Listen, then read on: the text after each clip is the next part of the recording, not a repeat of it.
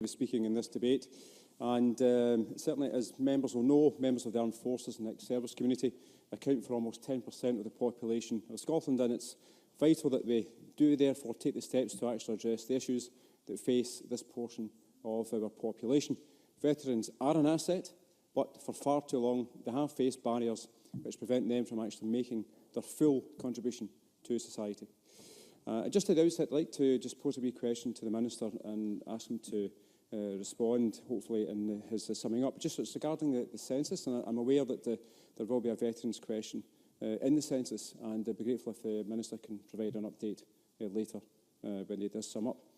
Presiding Officer, I welcome the launch of the strategy for our veterans, which is UK-wide, supported by the three governments and also delivered locally, and the new strategy is guided by the three main principles. Veterans are first and foremost civilians and continue to be a benefit to wider society. Veterans are encouraged and enabled to maximise their potential as civilians, and veterans are able to access support that meets their needs when necessary through public and voluntary sectors. And by 2028, we need to ensure that every veteran feels even more valued, supported and also empowered. The individuals leaving the armed forces are undeniably a crucial asset to Scotland, as they bring many transferable skills to civilian employers. And because of this, Scotland should take steps to become the destination of choice for those leaving the armed forces to permanently settle here. As a nation, we must also ensure that no member of the armed forces and veterans community in Scotland faces any disadvantage when trying to access services and also support. I'd like to acknowledge that this Scottish Government is the first administration under devolution to have a Veterans Minister, which has proven to be such an important position. And also the Scottish Government also made that excellent decision by appointing the first ever Scottish Veterans Commissioner. The operationally independent nature of the Veterans Commissioner has been successful in making sure that the Commissioner can effectively scrutinise policy and service delivery, and also the Commissioner has become a voice for veterans within Scotland.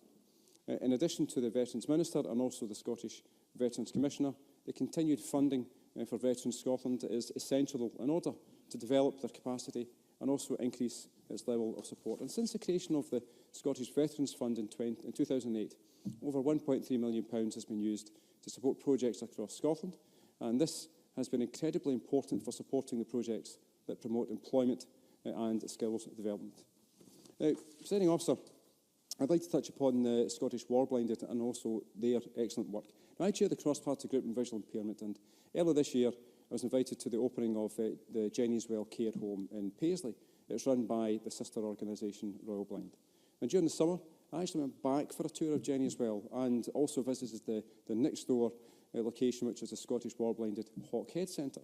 I was hugely impressed by both facilities and also their desire to help even more people get the assistance that they require.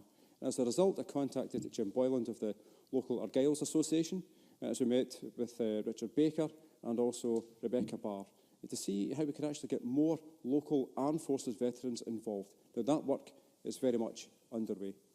Also, the Scottish Warblinded briefing for today was extremely helpful and also highlighted the wide range of support that they offer now. To have an organisation with their expertise, the understanding, but also the finances to assist is hugely important. And I know that they have been of great assistance to many people, and the people I spoke to that day in the summer could not have praised them highly enough. Now, in conclusion, Presiding Officer, working with others is key to making all of this happen, and I'm convinced that by 2028, the Armed Forces veterans in Scotland will have improved outcomes as compared to the situation they actually have faced in the past. Thank you very much.